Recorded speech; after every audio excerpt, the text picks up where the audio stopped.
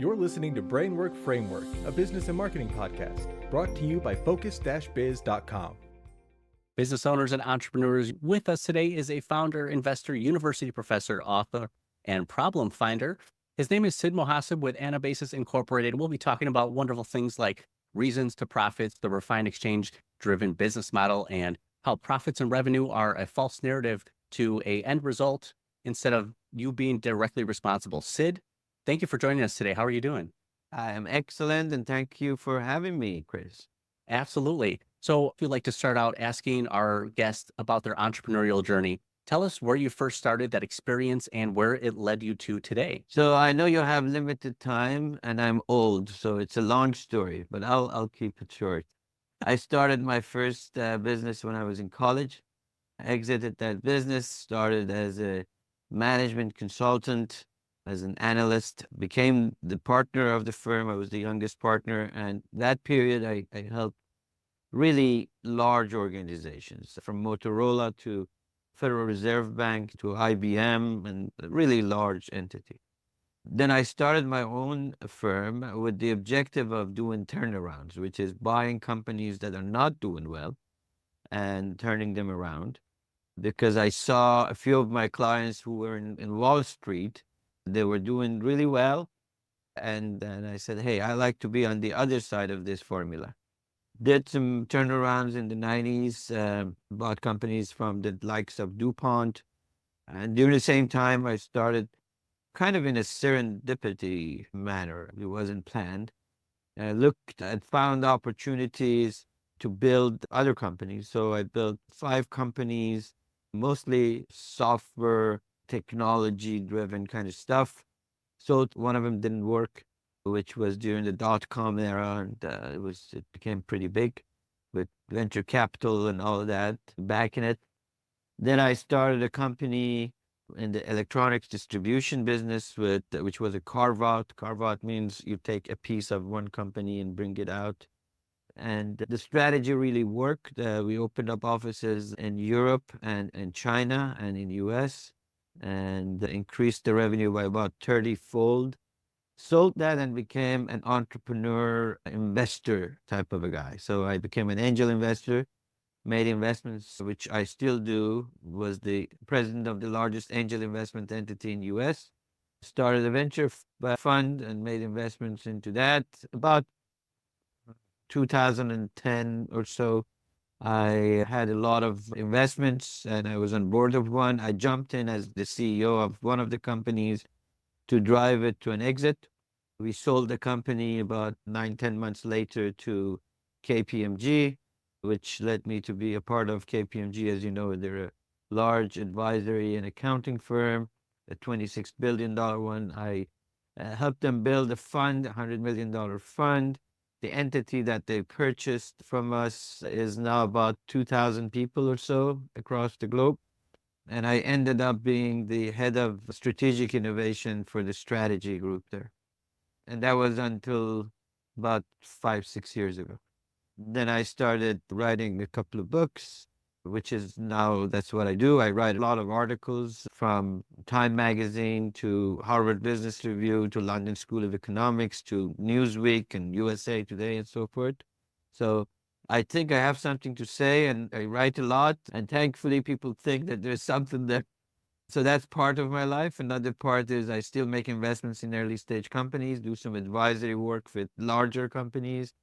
And about a third of my time, I teach at University of Southern California, USC, both in the business school and in engineering school. So that's me. Sid, wow, what an impressive resume. All that you've accomplished, you're so driven and you continue to learn more.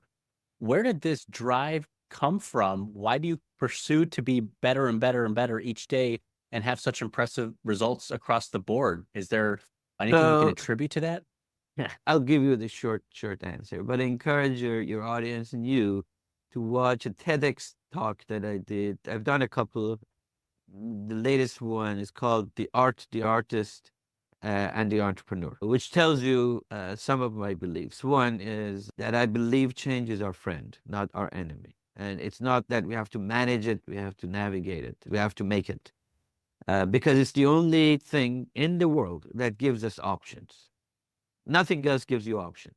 I mean, you'd be stagnant, you would be sameness, you would be in the same place without prosperity, without growth, without change. You have no options. So I have believed that, and what drives me is essentially the notion of creativity. Prior to starting the show, you were asking me what do you do and what's your company. I sit on a number of boards. I still am involved with a lot of different companies. Some are in technology, some are in material science, some are in distribution, and I enjoy building. I enjoy creating, and this is not something I figured out at the beginning. This is something I have figured out in the past maybe few years, that I am an entrepreneur, not because I've decided to be an entrepreneur, but because we're all but it has been triggered. It's like a fuse. It's in our genes. 500,000 years ago, this is a Texas A&M study. We developed a gene in humans, which drives us to not only survive, but thrive. Not only try to kind of maintain and be defensive in what we have, but change our status. Now, if you go back to the definition of entrepreneurship, which was done about in the 1700s by a Frenchman originally, an entrepreneur defined it as someone who has something and wants to change it of higher value. About 50 years later, an Irishman added a modification, says an entrepreneur is someone who has something. Now, this could be your time, this could be an idea, this could be a product. An entrepreneur is somebody who has something and wants to exchange it with something of higher value, knowing that there is risk. So yes, you want to change it with something better, but it may not happen. So if you take that definition, any student that goes to college is an entrepreneur, because they have something. Maybe it's their time, maybe it's their effort, sleepless nights, hard work, their own money, credit cards, or their parents' money, or loans, or whatever. They have something, and they aim to exchange that for something better, a better life, education that drives them with better salaries, better opportunities. But there is a risk. The fact that you went to school doesn't necessarily make you Bill Gates or Elon Musk. So they take a risk. So the first part is you have something. It doesn't necessarily mean that you have a product and you're selling it for money, or You have something, which we all do. The other part is you exchange it with something of higher value. And you, my friend, decide what is of higher value. So, Mother Teresa was an entrepreneur. She just decided to exchange her time and effort and connections and fundraising in order to solve poverty or hunger. Yeah, Elon Musk has decided a different thing. Martin Luther King decided a different thing. They each were exchanging what they have. So how did I become an entrepreneur? I guess I was one. I'm an immigrant from Iran.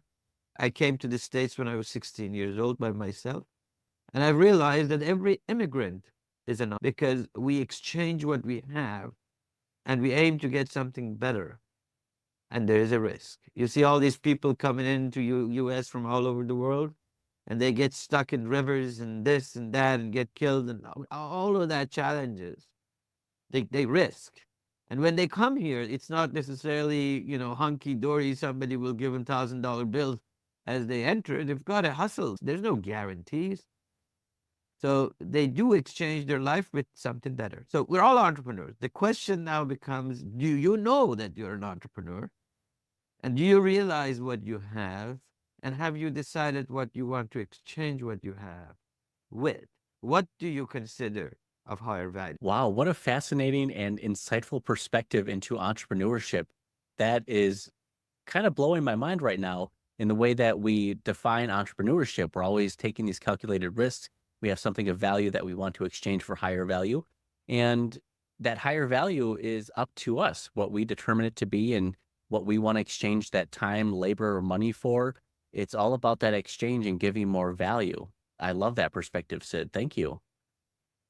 Now, when it comes to business, this reason to profits, is this about like your passion and your purpose and making money from it? Or what is the reason to profits, like that refined exchange-driven business model? What is that about? Yeah. I teach at an MBA program in one of the top universities in the U.S. But I believe we have been influenced, or let's call it bamboozled, misdirected by Wall Street drives of making profit and revenue the measure of success. So let me ask you one thing. Your audience would see a guitar in the back and behind you. That guitar means something to you. You purchased that guitar for a reason. Who made the decision to buy that guitar? I want to say it was me who made that decision. It was definitely you. It was entirely you. The sales guy at that guitar shop could not sell that guitar to you unless you made that decision, okay? And there was a series of reasons that you made that choice. You made it because you may have done some research and you like the sound. You like the sexy look of that guitar. You liked it because somebody that you knew and you inspired to be had a similar guitar. You bought it because you could play at some parties or some places or for your loved ones. You bought it for those reasons. You didn't buy it because it was a means of making music. You did not buy that. This guitar is very different than any other guitar for you. We don't buy a car because it's a means of transportation. All cars are a means of transportation. So the functionality, and you can have the best salespeople come tell you about, they can't force you to buy a car. But you may buy a Ferrari, I may buy a Volvo. Somebody is, environmentally conscious and buys an EV. Somebody buys a Mini Coupe. Somebody buys a BMW. We all have our own reasons. It's the bundle of satisfaction that we have. That's the reason we buy. Okay? So we're the ones who decide what companies make. They're not the ones that have big sales force and this and that. You and I, we make the decision of making money for companies. So if companies can figure out the reason I buy and give me that reason, then I'm satisfied and I have no choice but to buy. So my sales guys are not the bamboozling guys. I'll drive for 10% more to it. Drive for 10% better reason. Now, every company has 5 pillars. They say customers are kings. But no king, nirvana, without the society and the rest of the people being involved. It's not a singular act. I am the king. Now, those 5 pillars, yes, one of them is customers. Another one is employees. We think we give people a job. In reality, they accept a job. In reality, when they accept the job, they have their own reason. This company has a good benefit. I'll take this job at this salary because I've got to pay the rent. I take this job because this is close to home. I take this job because there is some sort of a school close to it that I can drop off my kids in. I take this job because it has lots of options and I would be very wealthy. And I take this job at this salary with these considerations in exchange for X amount of my creativity, innovation, and time. You as an employee decide what you will give back to the company in terms of creativity, commitment, time, effort. At 3 o'clock in the morning, you check off, or at 5 o'clock in the afternoon, you check out. You decide that when you're sitting at that table, at that desk, in front of that computer, or in front of the stage, or in a booth in front of people at a restaurant, or you decide what you're going to give back. Company does not. Company has desires, but has no control over it. So it is your reasons as an employee that drives productivity, that drives commitment, that drives you to be your best at the job, to bring your best. So company has no control. It's an illusion of control. Now, do they influence? Of course, a company can influence. They can begin to offer you or the likes of you as an employee the right value proposition, the right bundle of satisfaction. So you are engaged, and that becomes the culture. Speaking of culture and companies today versus years ago, it seems like over the past 50 to 100 years, there was this fight from the working people to have more control, to have more power, to have their own say in some of the decisions of the company or what they get paid, trying to understand their own value. And even today, with the consolidation of a lot of companies, we're seeing that they're no longer innovating. They're no longer bringing new products to the market or Many of them don't even listen to their clients or their customers, or just treated as consumers.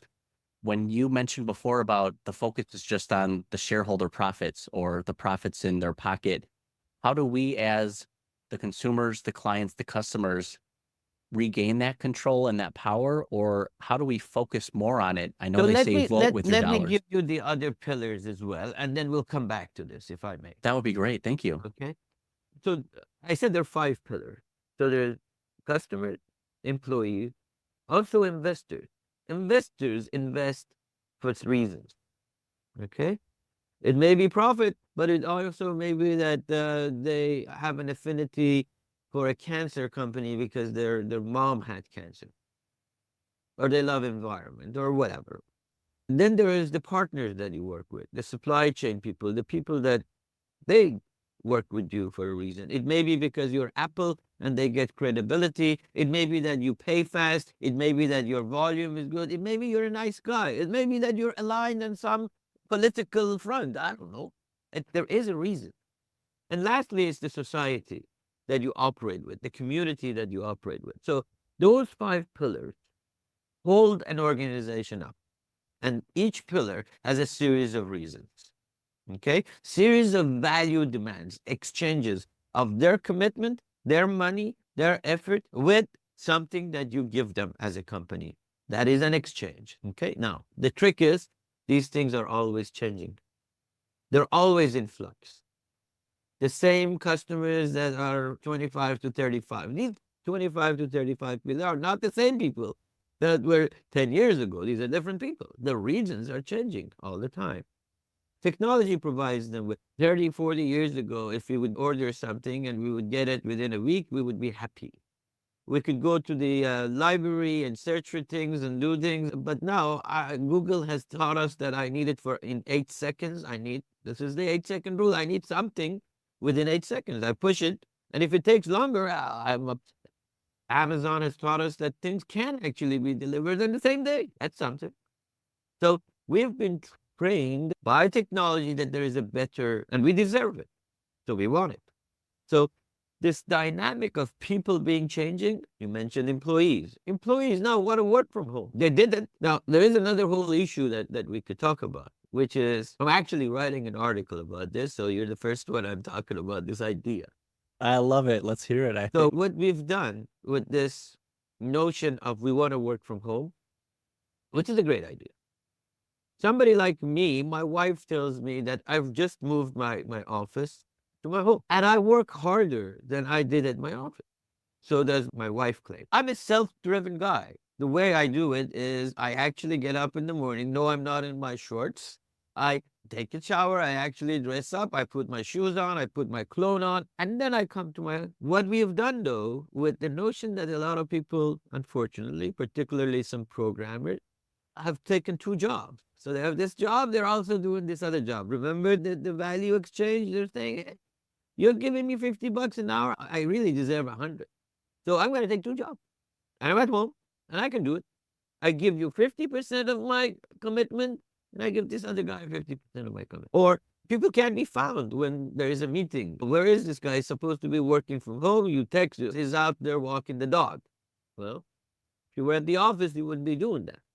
So what has happened is this problem. We have turned companies into police states.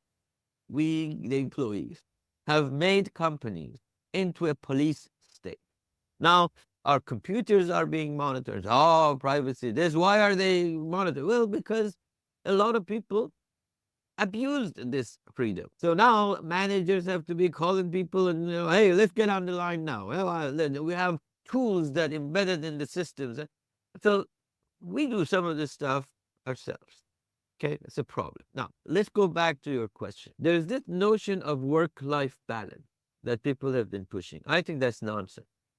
What we need is whole life balance. If you're spending 8 hours of your time at work, that is part of your life. That is not separate from your life. And balance means 2 things are equal.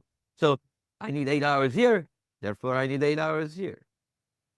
Okay? Now, if you consider your whole life, and then you consider the 5 pillars, what we really need is harmonize these pillars. It's not about balance. It's about harmony.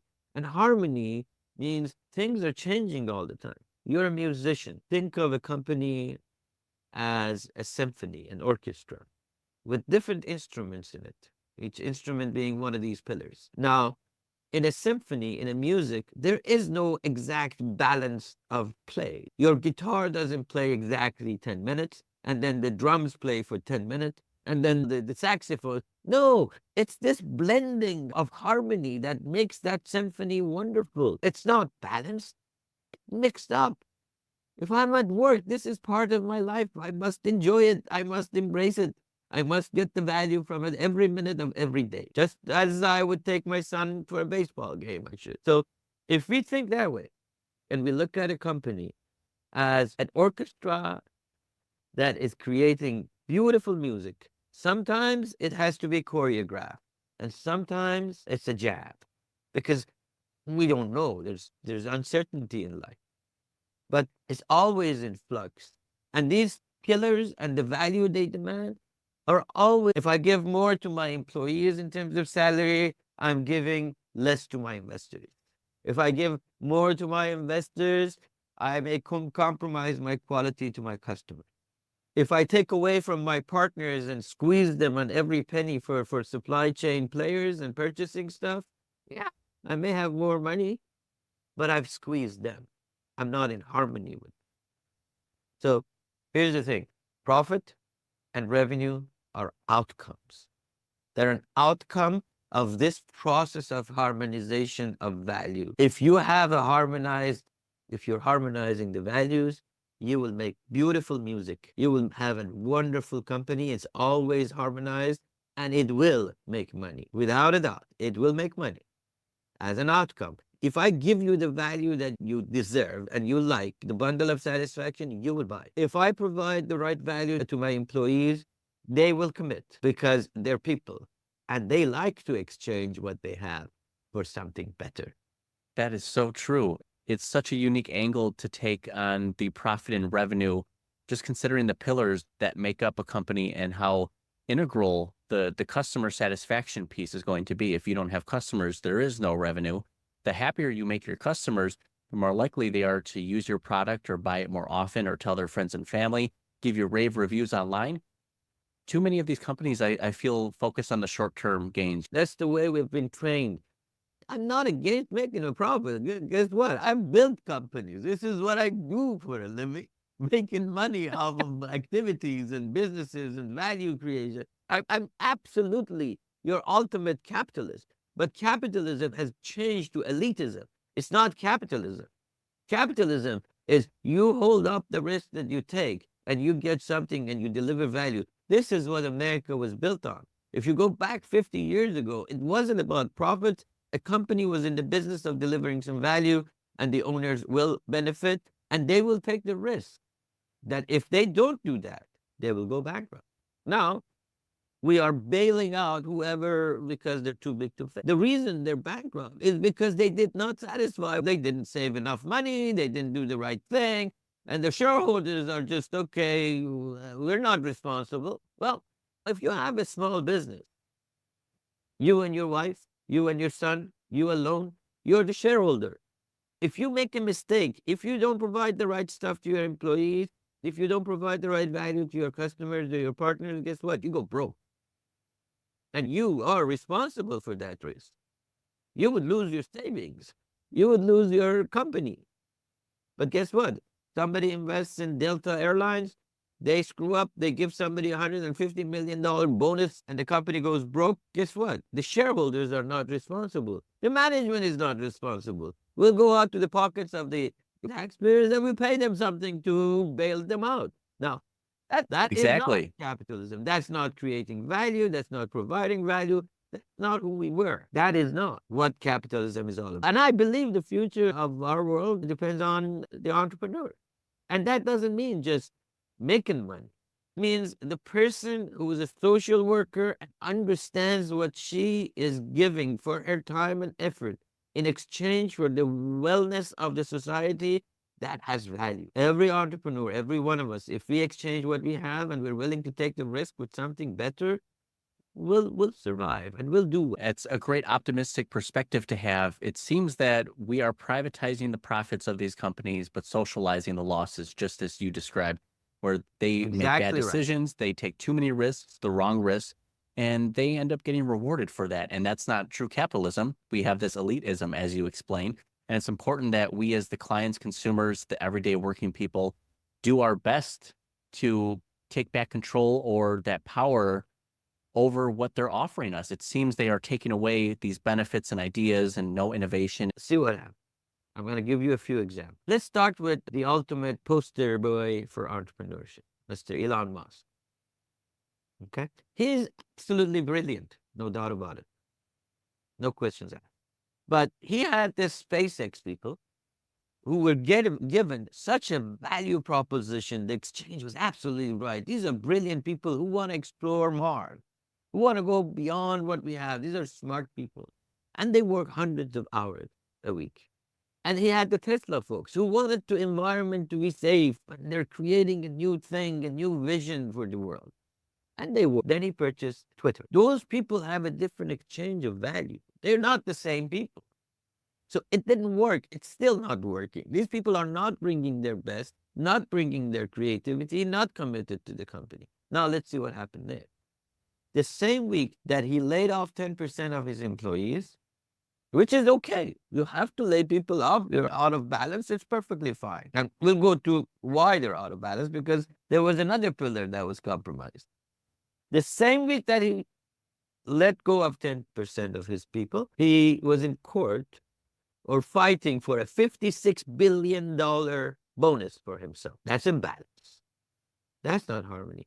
The guy that has 2 kids, and the kids are going to college and has to buy milk and sugar and feed them and pay for the schooling and for his mortgage, is out of a job. And the guy who's the wealthiest person on the planet is asking for another $56 billion. This almost sounds like a dystopia. Like, this can't be real, but this is what I'm saying. Already. This is when the balance is off. So here's another thing. He came out a while ago and said, hey, in order to protect Tesla and its competitiveness globally, we have to drop our price. Yeah, that business-wise, that's okay. We have to compete. But he sold some cars at X dollars. And next week, he hasn't even delivered those cars. Next week or 2 weeks later, he says, I haven't delivered those cars, but the price of your car that you paid is now 20% less. What the heck? The balance, the value exchange with the customer got off balance. How do we get back into balance? This balance between corporations and people. Balance between those 5 pillars. And the role of a leader is a conductor who harmonizes these pillars. When you lose that and you're forced to, hey, Wall Street wants us to do more. I'll give you another example. And this is not discovered. People don't talk about it. It's going to come out soon. Maybe it is coming out. So here's the thing. We have, as US, a big issue with China's AI enhancement and superiority claims and advancements and speed to betterment, whatever you want to call it. We say, oh, you can't have NVIDIA. Oh, you can't have this. You can't have that. Right? We do that. We kicked out Huawei. We're against TikTok, all that sort of stuff. Now, last week, Mr. Musk was in China and he did a deal, and it's all over the place. The stock went up by, I don't know, almost 80%, 60%, whatever it was, because he made a deal with China. He made a deal with China, and that's why it was what a great business move. Wall Street loved it. Now, let me tell you what the deal was. The deal was that he is now going to share the data captured from Tesla cars with Baidu. No. Which is of China. Now, you know what makes a great AI machine? Data. So he compromised today. All of the stuff that we were saying, oh, let's control China, he gave them such an amazing data set. That is unbelievable. They're going to have the next generation of autonomous cars and enhancements because now they have the data, they can train their systems. And every Tesla that moves in China is giving them more and more data. Hey, did Wall Street like it? Yeah. Has he created another imbalance with society? Of course he has. But Wall Street loved it. So Why are we, why is the focus always on Wall Street, like within our economy and like indicators to say, it's doing that's the well? problem that I was saying. That's because they focus on profits and revenue. They focus on profits and revenue, not the value. Give me one of these Wall Street analysts that measures the value delivered to customers. None. Value delivered to employees, none. All the KPIs that they measure is inventory to this, sales to that, margins to this, capitalization to that, revenue, 52-week stock price. All that is purely driven by things that are outcomes and not inputs. You want a value input? The value that's delivered, the exchange that happens, the bundle of satisfaction with all of those different elements. Make a CEO a great CEO if he or she can harmonize those value exchange. That's how great Wow. companies have been built in the past. That's how great companies will be built in the future. And I hope we can begin to focus more on that. And that's almost my own, self-reflection I had with my own company and businesses.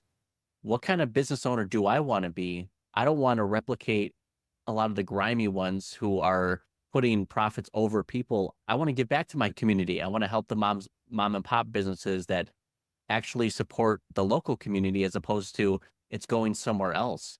How do That we as is your decision of value exchange, Chris. And it's perfectly fine. Here's the thing. Why am I on your show? I don't make a dime out of this. I'm old. I'm not trying to build a practice of this. The reason I'm on your show is to provoke people, because I believe entrepreneurship is our way out. And this harmonizing will get our communities better, will get our societies better, will get our companies better, will make profits and revenue for people, will treat our employees differently, and will make America great. Entrepreneurship has to be realized, that has to be that. And we people have to believe, I like to provoke people, that you are an entrepreneur. You may not realize it, you may not acknowledge it, but you are. And when you realize that it's not about money, it's about an exchange. You can perfectly find that if you want to exchange for money, that's perfectly fine. But remember, that exchange has 5 pillars, and it's not just one dimensional. Unless you're a crook, unless you are a fast willy, fast talking bullshitter, that's a different story. There's a lot of people that want to do that. Our way to prosperity is about realizing that change is here and it's our friends, that we are an entrepreneur, that we have to focus on the 5 pillars of exchange because they're always there and they're always in flux. And essentially, being an entrepreneur in every aspect of our life. Absolutely. But there's no doubt that there's tons of opportunity out there and millionaires are made every day. And it's interesting to see what new value exchanges come about. For example, TikTok, everyone now was able to become their own little content creator making videos, and it opened up the floodgates for other people to create whatever educational, entertaining content that they wanted to make. And those opportunities exist despite how difficult it is with today's capitalism, where inflation is running wild. So here's the thing. Isn't capitalism about the fact that if somebody has a superior product and does a better job, should win? That's usually the idea, or at least have some options. TikTok is over 170 million people in US. That's more than almost half of America that are using it.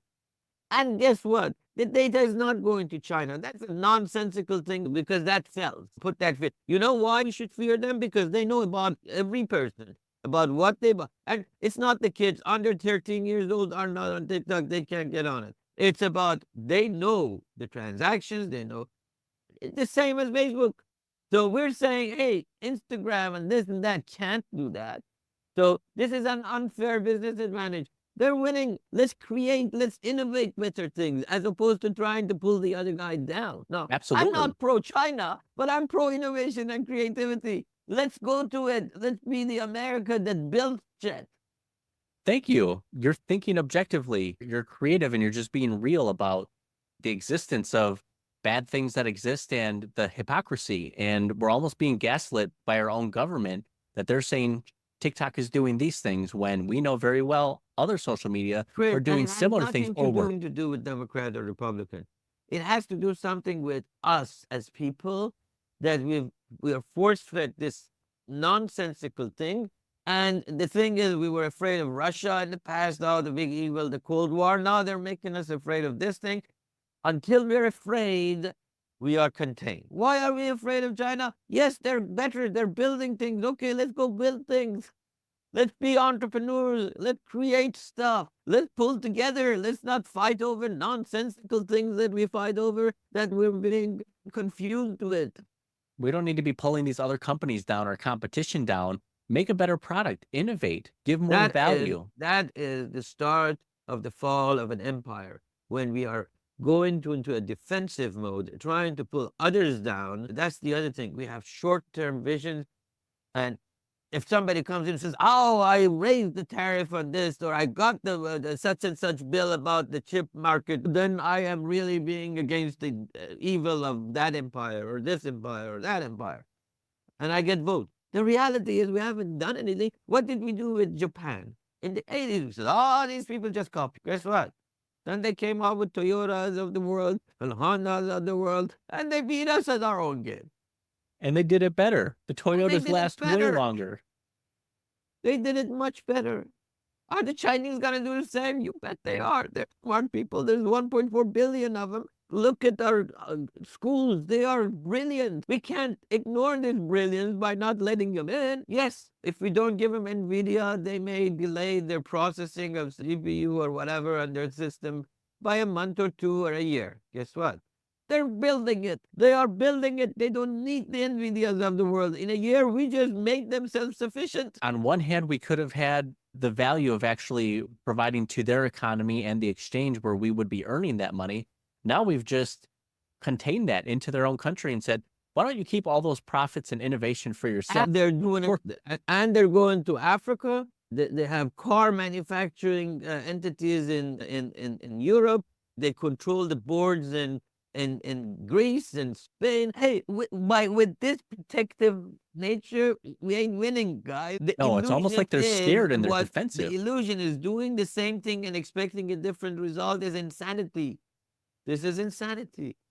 And the number of mistakes that we repeat throughout history because we didn't learn from the past experience, it's like we just suddenly forgot. We're like goldfish.